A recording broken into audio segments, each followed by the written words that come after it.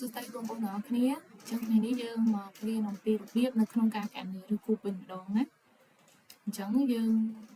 ចាប់ផ្ដើមនៅក្នុងការកណនីតែដើម្បីកណនីឬគូនឹងបានគឺយើងត្រូវចេះអានេះសិនយើងត្រូវដឹងថាមួយគីបស្មើប៉ុន្មានពីរគីបស្មើប៉ុន្មានសិនណា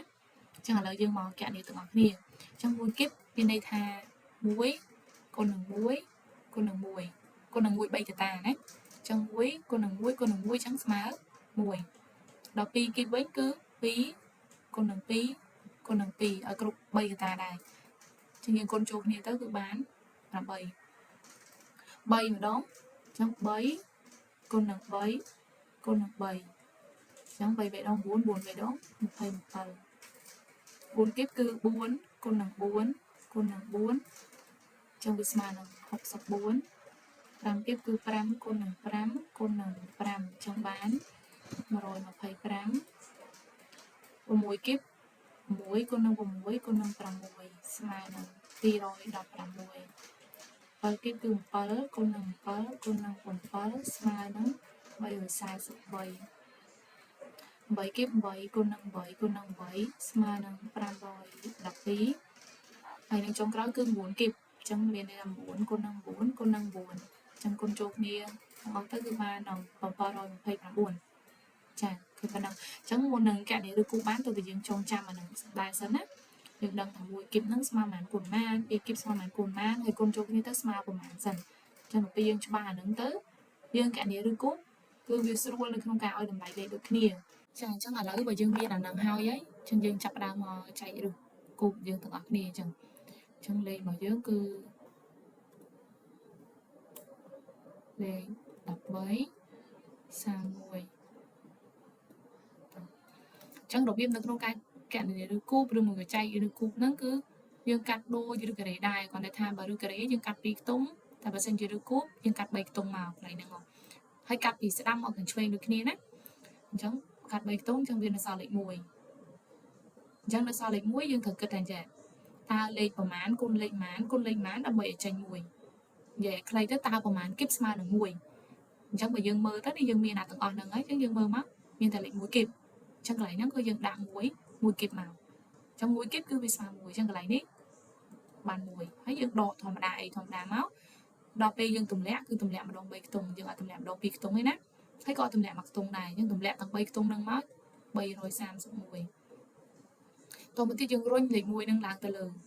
កន្លែងលទ្ធផលរបស់យើងពេលរុញឡើងទៅលើហើយអត់ខុសពីឬការ៉េទេឬការ៉េយើងគុណនឹង2ឬគូបយើងគុណនឹងប៉ុន្មាន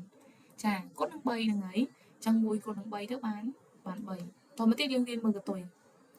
នៅខាងក្រោយហ្នឹងគឺលេខ1អញ្ចឹងយើងទៅមើលឬគូបរបស់យើងមកកតុយលេខ1នេះចម្លើយយើងកតុយលេខ1មានតែលេខប៉ុន្មានចាមានតែ1គីបទេគឺ1គុណ1គុណ1ហ្នឹងឯងអញ្ចឹងកន្លែងហ្នឹងគឺយើងដាក់1គុណនឹង1គុណនឹង1យើងឲ្យ1គុណនឹង1គុណនឹង1អញ្ចឹងតមកទៀតឥឡូវយើងឲ្យប៉ុណ្ណឹងហើយយើងចាប់ផ្ដើមគុណវាបញ្ចូលគ្នាសិនណាអញ្ចឹងយើងយក31គុណនឹង1 31គុណនឹង1វាបាន31ហើយយក31ហ្នឹងទៅគុណនឹងអា1នេះទៀតអញ្ចឹងនេះ31គុណនឹង1បាន31ហើយ31ដែលយើងឃើញហ្នឹងយកទៅគុណនឹង1បន្តទៀតអញ្ចឹងវាបានប៉ុន្មាន31ទៀតអញ្ចឹងមានថាយើងឃើញ31អញ្ចឹងយើងទុក31ហ្នឹងម្ដុំសិនណាតមកទៀតយើងធ្វើមួយទៀតយើងអត់យកលេខ31ហ្នឹងទៅសរសេរនៅក្រោមនេះភ្លាមទេគឺអត់តន់ដល់ទេណាអត់តន់ដល់កន្លែងហ្នឹងទេយើងត្រូវធ្វើអានេះបន្តទៀតសិនបានប៉ុណ្ណឹងហើយទុកអាហ្នឹងម្ដុំយើងទៅយកចម្លើយយើងនេះដែលយើងរកឃើញនេះអាចចម្លើយកន្លែងលទ្ធផលយើងហ្នឹងគឺលេខប៉ុន្មានលេខ1អញ្ចឹងយើងយកលេខ1ហ្នឹងទៅគុណនឹងនេះលេខកន្លែងនេះគុណនឹងលេខ3ហើយគុណនឹងលេខដែលយើងឲ្យមិញហ្នឹងណាឲ្យលេខប៉ុន្មានឲ្យ1គុណ1គុណ1ហ្នឹងអញ្ចឹងយើងឲ្យអាហ្នឹងយកមកសរសេរនៅកន្លែងនេះមួយទៀតអញ្ចឹងមានថាយកលេខ1គុណលេខ3ហើយគុណនឹងលេខដែលយើងទៅឲ្យថ្មីហ្នឹងគុណនឹងលេខ1អញ្ចឹងដល់ពេលដែលយើងគុណចូលគ្នាទៅ1 3ដង3ហើយ3ម្ដង3អញ្ចឹងពេលយើងគុណអាហ្នឹងទៅគឺឃើញ3ពេលដែលឃើញ3នឹងហើយលក្ខណៈនៅក្នុងការចែកឬគូបគុណអាហ្នឹងឃើញហើយគឺយើងត្រូវថែម0នៅកន្ទុយខាងក្រោយហ្នឹង2ត្រូវតែថែមអញ្ចឹង2អូតូតែម្ដងអញ្ចឹងដល់ពេលយើងឃើញ3ហើយយើងថែម0 2មកអញ្ចឹងលេខហ្នឹងវាឡើងទៅជាប៉ុន្មានចាឡើងទៅជា300តមកទៀតបានយើងយកលេខ300ហ្នឹងយកទៅបូកជាមួយនឹងលេខដែលយើងនេះយើងគុណឃើញពីមុនហ្នឹងណាអញ្ចឹងយក300ហ្នឹងទៅបូកជាមួយនឹង31តើអញ្ចឹងយើងបូកវាចូលគ្នាមកអញ្ចឹងចម្លើយគឺឃើញ1 3 3ពេលយើងបូកឃើញហើយនេះឃើញចម្លើយប៉ុណ្ណឹងបានយើងយកចម្លើយហ្នឹងណានេះយកមកសេកន្លែងនេះអញ្ចឹងចម្លើយយើងឃើញ 3 ហើយយើងយកមកដកគ្នាទៅអញ្ចឹងអាហ្នឹងគឺឃើញ0 0អញ្ចឹងចែកដាច់អញ្ចឹងរុញលេខ1ដែលយើងឃើញហ្នឹងឡើងមកលើមកអ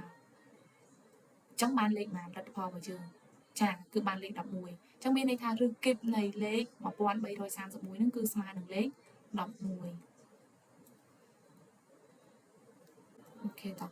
អញ្ចឹងអក្សរខគឺលេខ27 44តោះយើងចែកយើងចាប់ផ្ដើមកាត់ម្ដង3ខ្ទង់អញ្ចឹងដូចគ្នាពីស្ដាំមកឆ្វេងមកអញ្ចឹងវានៅសល់លេខ2អញ្ចឹងយើងគិតតទៀតថាលេខប្រមាណដែលលើកជាគីបទៅស្មើ2មានទេយើងមើលមានអត់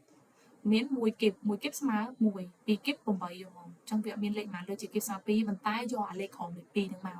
ឬក្បែរលេខ2អញ្ចឹងមានតែលេខ1អញ្ចឹងកន្លែងហ្នឹងគឺយើងដាក់1គីបមកអញ្ចឹង1គីបគឺវាស្មើនឹង1តាមពិតកន្លែងនេះយើងចង់សរសេរដាក់ថា1គុណនឹង1គុណនឹង1អញ្ចឹងក៏បានដែរណាយើងអត់ចង់សរសេរដាក់1គីបយើងសរសេរ1គុណ1គុណ1អញ្ចឹងក៏បានដែរអត់បញ្ហាទេត្រូវដូចគ្នាកន្លែងហ្នឹងហ៎តោះអញ្ចឹងតមកទៀតបាន1ហើយយើងដកធម្មតាមក2ដក1នៅសល់1ទម្លាក់ម្ដង3ខ្ទង់មកនេះទម្លាក់7 4 4បន្តមកទៀតយើងចាប់ផ្ដើមរុញ1ឡើងទៅលើអាហ្នឹងជាលទ្ធផលយើង1ហើយលេខ1ហ្នឹងហ៎អញ្ចឹងយក1នឹងទៅគុណនឹង3អញ្ចឹង1 3ដង3តមកទៀតយើងគិតកតុយទៀតណាកតុយលេខ4អញ្ចឹងយើងទៅមើលថាតើលេខប្រមាណលើកជាគៀបដែលមានកតុយ4នេះមើលមកអញ្ចឹងយើងមើលទៅគឺឃើញនេះលេខនេះលេខនេះអញ្ចឹងមានន័យថាហ្នឹងគឺ4គីបហើយនៅពេលយើងសរសេរយើងអត់សរសេរ4គីបទេយើងយកអានេះមកសរសេរដើម្បីស្រួលមើលកន្លែងហ្នឹងណាអញ្ចឹងវាទៅជាលេខ4គុណនឹង4គុណនឹង4អញ្ចឹងលេខហ្នឹងគឺឡើងទៅលេខ34គុណនឹង4ហើយគុណនឹង4យើងគុណលេខហ្នឹងមក34គុណនឹង4គុណនឹង4ហើយបានអញ្ចឹងទៅគុណនឹង4មកតាំងទៀតឥឡូវយើងគិតចឹងមកយក4គុណ4សិនមកឬក៏យកលេខ34គុណនឹង4សិនណាតោះអញ្ចឹងគុណម្ដងមកតុងដងតុងតោះ4 4ដង16ត្រា1 4 3ដង12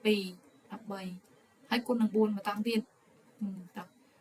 24ត្រា2 14ត្រា1បាន5អញ្ចឹងចម្លើយគឺ544អត់ទាន់ចប់ទេ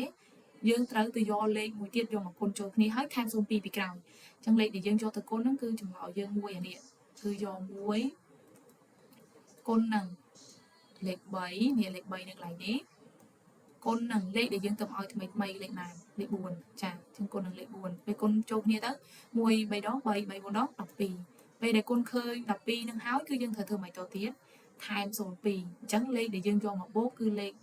1202បូកជាមួយលេខនេះដែលយើងទៅតាកណនីឃើញហើយពីមុនហ្នឹងអញ្ចឹងនេះបូកចូលគ្នាមកឃើញ4 4 7 1អញ្ចឹងយើងចម្លើយឃើញប៉ុណ្នេះអញ្ចឹងបានយើងយកចម្លើយហ្នឹងណាយកមកសេដាក់នៅក្រោមនេះអាហ្នឹងមកអញ្ចឹងយើងដកទៅឃើញ0អញ្ចឹងឬគីបហ្នឹងគឺចែកដាច់ហើយអញ្ចឹងរុញលេខ4ឡើងមកលើមកអញ្ចឹងមានន័យថាឬគីបនៃ24 44 27 44ហ្នឹងគឺស្មើនឹង14នេះរបៀបនៅក្នុងការគណនាអញ្ចឹងទៅសល់4ខ្ទង់ទៀតអ្នកគ្រូទុកឲ្យពួកយើងគិតចឹងណាហើយគិតឃើញចម្លើយ comment នៅខាងក្រោមហើយបើមិនយល់ក៏ comment នៅខាងក្រោមនឹងដែរចាំអ្នកគ្រូ comment តបធ្វើមកព្យាយាមឲ្យយើងយល់ពីកន្លែងហ្នឹងបើឆ្ងល់កន្លែងណាសួរបានណាអរគុណ